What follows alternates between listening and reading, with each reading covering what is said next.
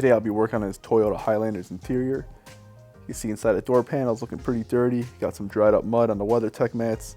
Those will be pressure washed. The leather will need to be cleaned. Followed up with a conditioner. And you can see all along here in the center console, they'll need some attention along the buttons here and the knobs, inside the cup holders. Come around the back seat here, you can see the condition. Got carpeted floor mats. And same goes for the trunk mat and the trunk mats. And those door jambs are looking really dirty. I'm gonna need to use some rinseless wash and some brushes to get inside those door jambs and trunk jambs. And here's another close-up here of the passenger side.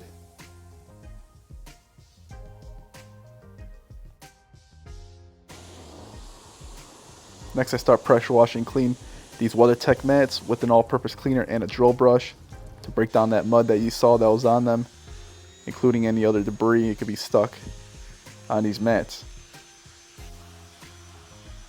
See, the drill brush does a good job to get everywhere in between those little cracks and seams. And then once again, I just rinse it off and make sure to get the back of the mats as well. Now with my blowgun here, I start to blow out interior phase. This will blow out all that loose debris you can see just flying out.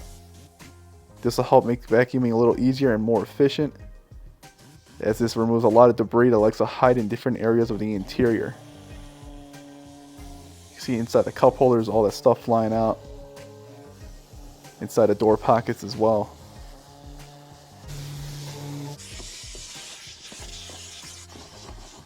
Now I move on to vacuuming.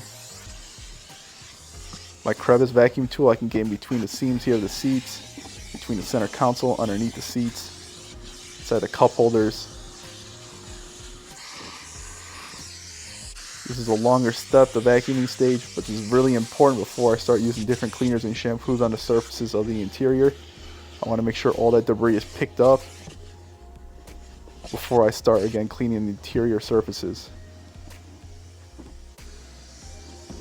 I take out the mats from the trunk, place them down because those will be cleaned separately on the outside of the car. Here inside of this compartment area, you can see with my blowgun, got all the seams where a lot of sand collected here. Help blow out some of that and they can make the vacuuming a little easier. With my pump sprayer and some rinseless wash, I start cleaning the door jambs and trunk jambs. They're really dirty, especially here with black paint. Everything is noticeable. So I spend a good amount of time here making sure these are clean. Those rubber seals collect a lot of dirt and sand and rocks, whatever, pebbles, anything. So all that debris needs to come out to make this interior detail look really good. Once I'm done with that on this door, I start cleaning the door panel.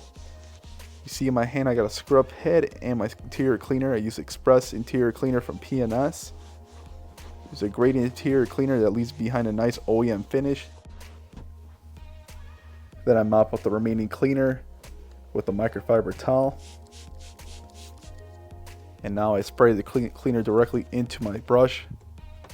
These smaller brushes do a good job for where that scrub head doesn't fit, like your door switches, door handle. And again, with compressed air, that'll blow out the remaining cleaner and any dirt along with it. You'll see me do this process for the whole interior with those same tools and cleaner. All on the door sills you see here, the door rubber seals,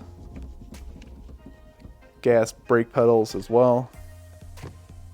Any remaining cleaner, again, I blow out with my interior blowout gun. This is the complete interior detail service. This is a very deep cleaning. For this Toyota Highlander, it took about 8 hours to complete. Some interiors, depending on the condition, can take even longer. Again, pretty much every surface of the interior is clean, so it's a very thorough deep cleaning. You can see here, scrub head, brush, and in my interior cleaning, I'm cleaning all along here for the seat switches, the plastics. Again, I mop up with a microfiber and blow it out. Blow out the remaining residue, the cleaner, with the blowout gun. The brush here works again for the vents. A lot of dust and dirt collects inside there. Blow out the remaining residue again with an air gun. And same thing here all on the sides of the steering wheel. Get inside between here, the steering wheel, underneath. Scrub head with the interior cleaner, start agitating the whole surface of the steering wheel. Every surface where our hands touch when we're driving, to make sure no area is missed. And mop up the remaining residue with the microfiber towel.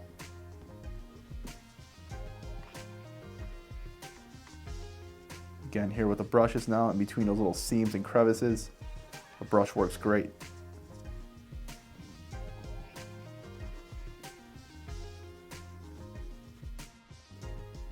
And once I'm done cleaning the steering wheel, I use an air gun to blow out any remaining cleaning residue to make sure there's no cleaning residue inside the buttons. Same process with these vents here in the center console. Use a brush with the cleaner, agitate, and then blow it out an interior air gun. Clean the rear view mirror. Start cleaning the cup holders, the shifter, all on the center console here with the scrub head. The center console and the driver's side of the interior will of course take the longest. This is the area that gets used the most, of course.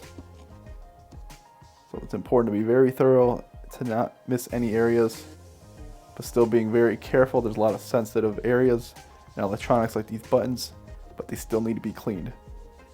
That's why it's important here you use different delicate brushes. Here I start cleaning the seatbelts in the area where the seatbelt retracts. From time, our hands start to get that area really dirty, especially inside. So it's important to get inside with a brush again and a scrub head to clean the actual belt inside where it retracts and the seatbelt buckle. Once I'm done, I clean it out with the microfiber towel, any remaining residue, and the air gun. Now I'll move on to the back of the car. Same process goes here, start cleaning all the surfaces. You see here where the seat rails are and underneath the seats. A lot of dust and hair and food debris just likes to collect, especially areas like this where we don't see it very often. It just sits there over time and it accumulates. It's really important to not miss this area, and it just overall completes the look of the complete interior detail process. Cup holders here in the back need to be cleaned as well. Again, I'm using little different brushes to get inside all these little intricate areas.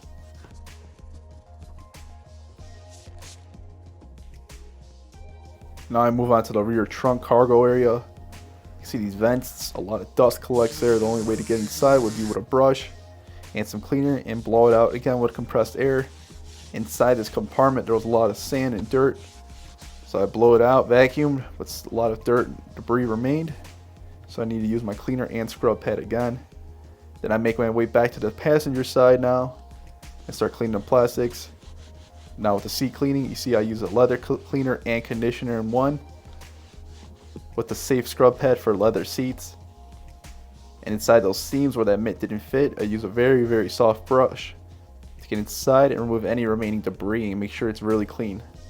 I mop up the remaining cleaner and conditioner with a microfiber towel. The conditioner will leave behind a nice soft feel and a factory look, not an overly shiny or glossy appearance, just more of a natural look. Same goes here for the top of the leather seats. Same process and cleaner. And I'll do the same process again with throughout the seats for the fronts and the back. Now with the seats done, I use Carpet Bomber from P&S as a shampoo. Overall the carpets were in great condition, so they didn't need any heavy agitation.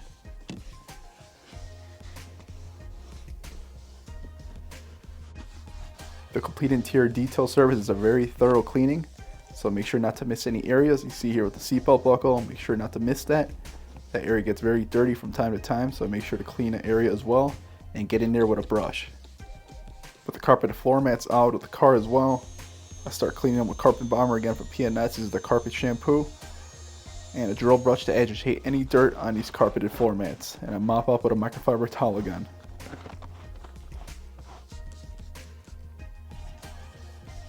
Next step is start cleaning the glass. I use 2 towels. These are dedicated glass towels to make sure there's no streaks left behind, just clean glass. Make sure not to miss any area here with the windshield. I use a reacher tool to get inside all those tight areas again where my hand wouldn't fit. Now with the glass all clean, last step is apply an air freshener and do a final vacuum. and double checking my work before I start putting in the WeatherTech mats. Now check out the results. This interior is all done. Look how clean those mats look from the beginning. Carpet's really clean, no debris or rocks, dirt, whatever it may be.